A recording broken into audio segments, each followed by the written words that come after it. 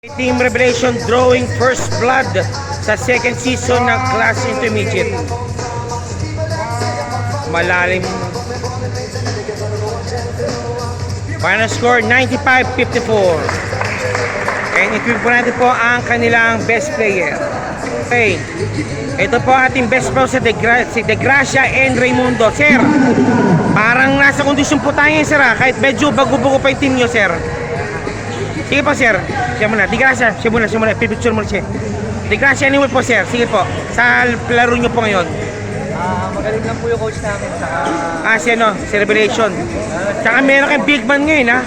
Nakoy si Hamza ngayon ha. Okay, medyo kompleto kayo ngayon.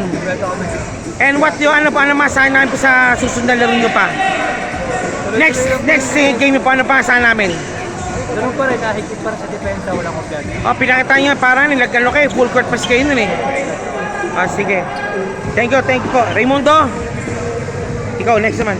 Raimundo, yung shooting mo parang walang paltos kanina. Praktisado yata sir ha? Ha? Healthy lang kayo. Kaano ba si Kirby Raimundo? Pinsan po. Pinsan mo ha? Ayos ha?